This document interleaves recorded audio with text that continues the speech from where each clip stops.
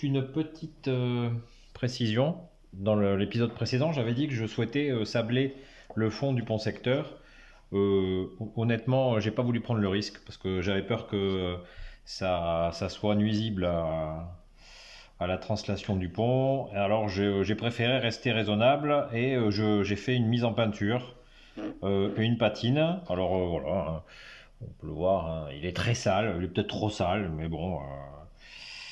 Avec ici aussi une mise en peinture enfin une patine des briques tout autour. Il faudra ensuite repeindre correctement les bordures en pierre. Après, je m'occuperai du pont secteur en lui-même, mais voilà. Donc, petit changement d'idée. J'ai pas voulu prendre de risque. Je pense qu'il valait mieux que ça soit comme ça. Voilà. Ça aurait été peut-être plus joli de le sabler, mais voilà, j'étais pas très rassuré sur l'efficacité après du pont secteur en lui-même, hein. Donc on verra ce que ça donne à l'usage, hein. Je peux toujours revenir en arrière parce qu'il est démontable, hein, quand même. Donc ensuite, petite précision aussi. Alors j'avais commencé, mais j'ai continué la patine ici du funiculaire. Voilà. J'ai voulu qu'il soit le plus réaliste possible, avec quelques traces de rouille au niveau du câble. Sur les rails, j'ai peint les rails aussi. Donc ça je ne l'ai pas montré, mais c'est une peinture acrylique marron basique dont j'ai peint les rails absolument partout, sur la partie supérieure, jusque quelques centimètres à l'intérieur du tunnel. Pareil pour la petite remise. Sur le pont secteur, ici, et les rails évidemment aussi du funiculaire. Voilà. Que dire de plus? Si, pareil, j'ai mis en peinture le pont. Hop, on peut le voir ici. Voilà, c'est pas très bien cadré, mais vous pouvez l'apercevoir. Donc, mise en peinture du pont. Et voilà, donc c'est à peu près tout pour ce qui est du travail que j'ai pas filmé. Mais bon, là, c'est vraiment du basique, hein. Petit pinceau fin et puis de la patience. On fait une file de rail, on nettoie le dessus, on refait une autre file de rail, on nettoie, ainsi de suite. Voilà.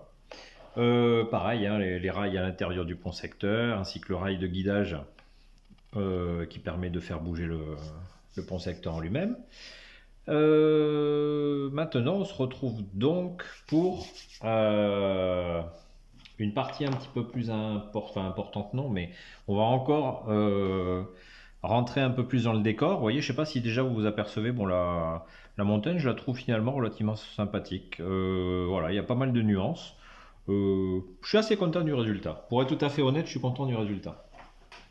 Alors, pour ce qui est d'aujourd'hui, donc comme je disais, on va sabler et on va apporter un petit peu plus de relief, vous voyez, sur cette partie-là, là, ici qui n'est pas forcément très jolie parce que là on voit bien que c'est du carton et j'ai plus envie de voir que ce soit du carton.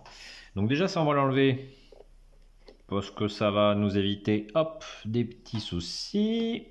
Voilà. Ici, à l'intérieur de ce pot que je garde, voilà, hein, pour qu'il soit bien hermétique, j'ai de l'eau additionnée de 50% de colle, 50% d'eau, 50% de colle approximativement. Je fais toujours un mélange à Bistonenas, hein. Écoutez, pour l'instant ça fonctionne.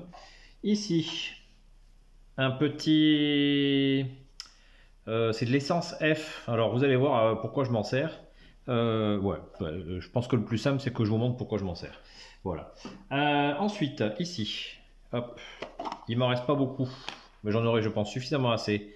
C'est du sable fin ici que je vais installer devant les portes, ici, là, et puis un petit peu ici, là, hein, c'est tout. Il n'y aura pas besoin d'en installer des grosses quantités. Et on y va. Donc je prends une cuillère. Écoutez, on va pas traîner, hein. Je prends une petite cuillère. Et on va commencer par ici, si vous voulez. Donc,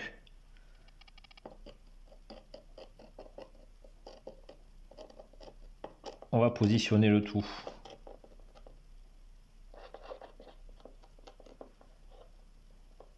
Voilà, là, c'est pas mal.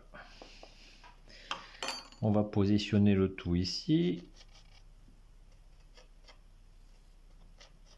On aplatit avec le doigt. Alors il ne faut pas en mettre des grosses quantités, évidemment. Il n'y a pas besoin. Voilà. Il n'y a pas besoin d'en mettre des grosses quantités parce que, ben, vous voyez, hein, le petit morceau que j'avais sur la cuillère, la petite quantité, a suffi largement à être installé sur cette partie-là.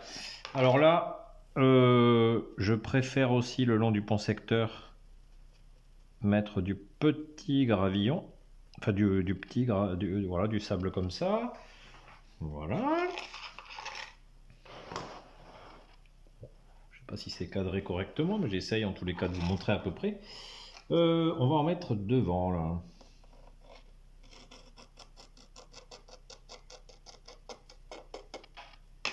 On en met devant et c'est pareil.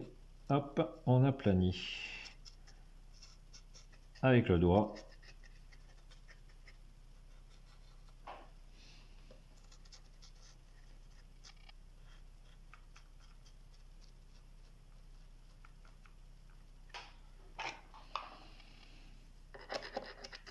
Alors là, au niveau de la porte, j'ai peut-être été un peu trop gourmand, donc on va, vous voyez, on va essayer de travailler différemment. Voilà. Là, on est pas mal. Ici,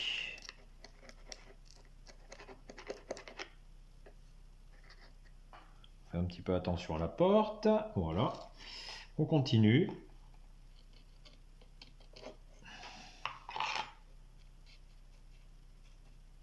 En fait, là, ce sable, je le destine surtout aux parties où finalement le personnel va surtout passer. Voilà. Après, pour les parties qui sont quasiment, dont il n'y a pas d'intérêt particulier à avoir un accès piéton, bon, on n'a pas besoin d'installer un gravillon aussi fin. On peut avoir quelque chose de plus grossier. Et alors, je sais pas si je vous le montrerai dans cet épisode, je vais essayer tout du moins, mais voilà, il y a différentes granulométries. Et voilà. Ici, on est pas mal. Ensuite, ici, non, c'est pareil. Je vais tenter de le faire, mais pas forcément avec celui-là. C'est pas intéressant. Là, je pense qu'on est pas mal. Voilà. Donc, ici, hop, on peut fermer la boîte. Alors, on va faire ça en réel. Hein. Il n'y a pas d'accéléré, il n'y a pas de quoi que ce soit. Une vieille seringue. Alors, j'ai fait tout le réseau avec, hein. Notamment pour le ballast de tout le réseau de Benicarlo, ainsi que tout le reste du décor en fait. Hein. Donc voilà. Celle-ci, elle a du vécu, mais elle fonctionne encore. J'ai la chance que madame soit aide-soignante et que elle puisse facilement récupérer ce genre d'ustensiles. Et je peux récupérer une ou deux pinces aussi comme ça qui sont assez costauds. Donc là, on a le mélange eau plus colle à bois. Voilà, ben j'en récupère une bonne quantité. Voilà, je m'en mets partout. Bon, ça m'étonne pas. Ça peut venir que de moi. Voilà.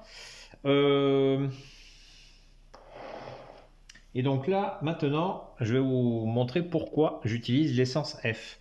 En fait, je m'en sers uniquement comme liant. Je me suis aperçu que c'était un liant très très intéressant. Ouais, vraiment, un très très bon liant.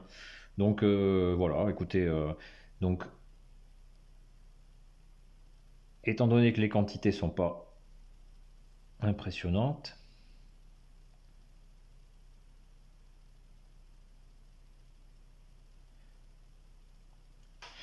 voilà, on a ceci et normalement, bon là le mélange date un petit peu. Je sais pas si j'aurais pas dû peut-être en refaire du un peu plus récent, mais on verra ce que ça va donner. On y va avec parcimonie. On fait un petit goutte à goutte. Et ça a tendance à, normalement, à pas faire de boule et à assez bien s'agglomérer avec le sable. Voilà. Alors après c'est pareil, hein, on va dire que le plus gros, enfin le plus long, ça va être d'attendre que ça sèche, hein, parce que là, bon, ça sera moins long quand même que pour la pâte, pour le papier mâché, mais ça va nécessiter quand même un petit peu de temps de séchage, hein. Voilà, donc hop, ici.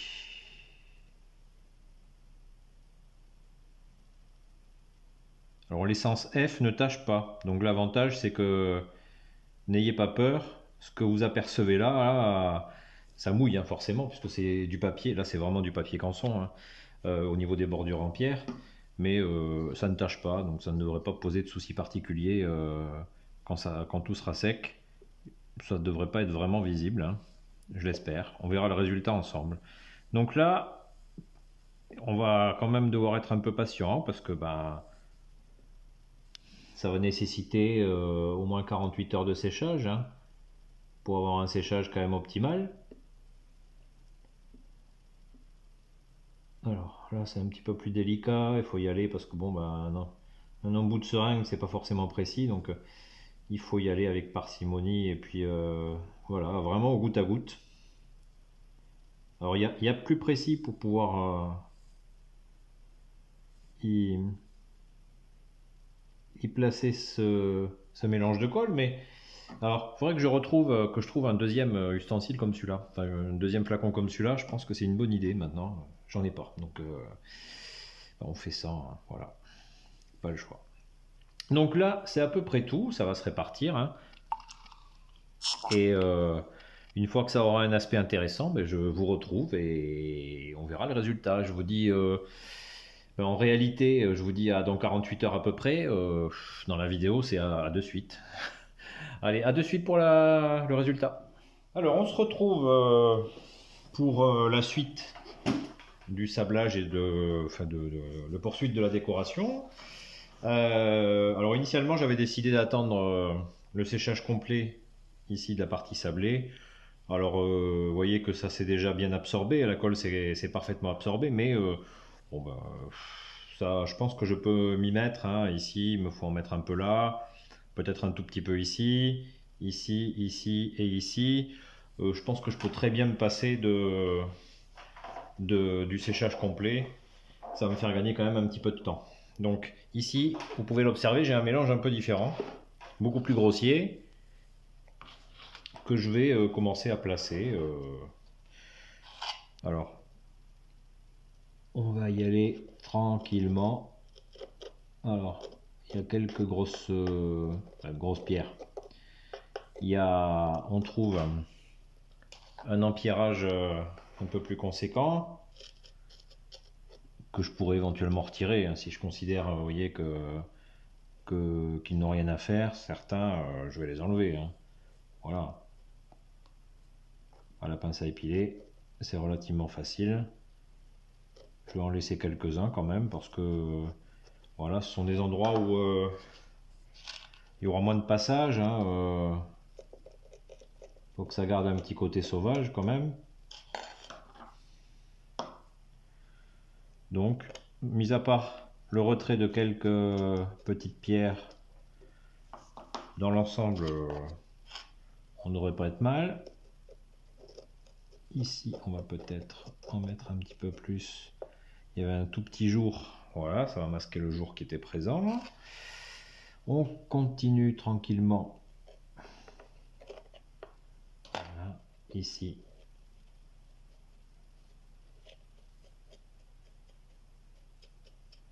Voilà. Alors, je pense à une chose avant que j'oublie. Vous allez vous dire, mais pourquoi j'ai pas encore ballasté? Euh, pour une raison relativement simple. C'est que je trouve qu'esthétiquement, le ballast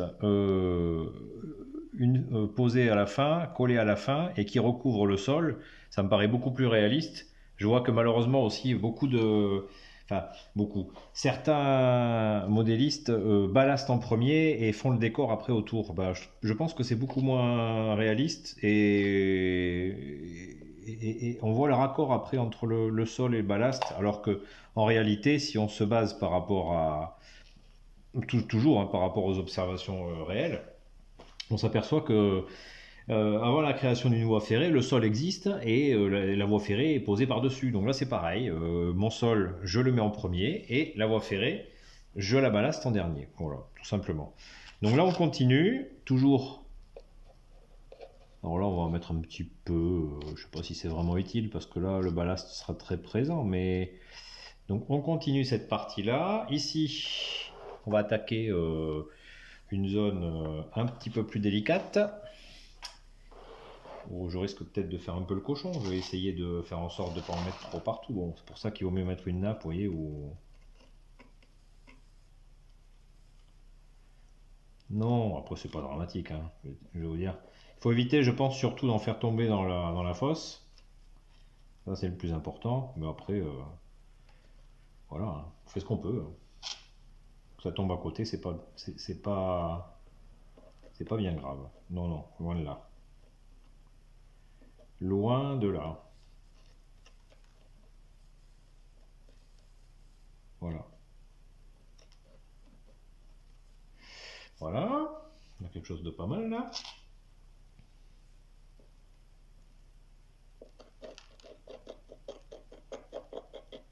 Bon, c'est pareil, hein, si ça tombe à côté, bon, il n'y a rien de dramatique.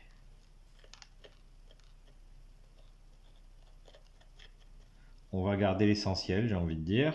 Voilà.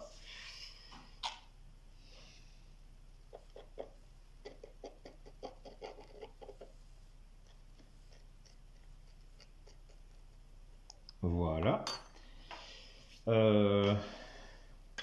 Donc ici, on n'est pas trop mal. Je vais peut-être en rajouter un petit peu là et là, quand même, pour éclaircir un peu, parce que j'ai l'impression que c'est quand même relativement sombre. Donc voilà, ici, on rajoute un petit peu, voilà. Ici, on va en faire autant. Voilà. Alors, j'en retire quelques-uns, pas forcément tous, hein. Voilà. Ensuite, on continue. Alors là, il faudra être assez méticuleux, je pense. Pensez à retirer peut-être ceux qui tomberont dans la fosse, sinon ça pourrait peut-être poser des problèmes. Mais bon, ça va se faire hein, doucement, hein, petit à petit. Hein. Donc, et après, je pense qu'il y aura un travail autour aussi qui sera un peu identique à ce que j'avais fait là. Oui, oui, oui, ça peut. Si on évite de mettre de la colle à l'intérieur, ça peut être pas mal. Bon, on va reprendre notre mixture.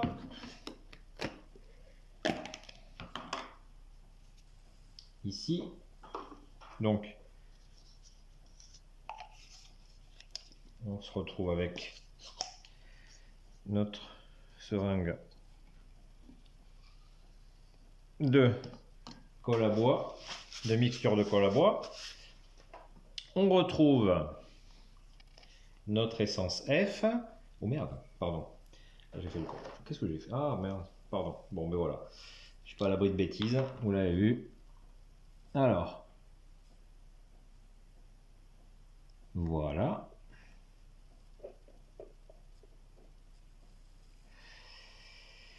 Et là, on y va. Je vais essayer de me rapprocher un petit peu pour que vous puissiez voir un petit peu comment je travaille. Voilà, c'est le même principe, hein. Vous voyez que tout à l'heure, on change rien. Sachez que pour le ballast, ça va être le même procédé. Hein, je ne change pas de braquet, je dirais que voilà, hein, ça fonctionne pour le gravillon, bah, ça fonctionne aussi pour le ballast. Hein. Je procède de la même manière, donc voilà. Alors je vais finaliser ici. Hein, ça sert à rien que je vous montre comment je fais un peu partout, puisque le principe est le même. Et par contre, ben, on va se voir à la fin, une fois que ça sera bien sec. Et là, pour le coup, ben, il va falloir quand même que j'attende au moins 48 heures. Donc, ça sera pour vous très rapide. Et par contre, là, le temps de séchage va prendre un certain temps. Et on verra l'aspect, une fois bien bien sec, l'aspect final. Donc, je vous dis à de suite pour la suite. La suite, très rapidement, ça va être ici, sur certaines zones de la montagne, pas partout, un petit peu ici, un petit peu là sur les zones plates, légèrement ici, enfin je sais pas, par endroit, de mettre quelques touches de gravillon, mais ça sera très très très léger. Donc à très vite pour la suite.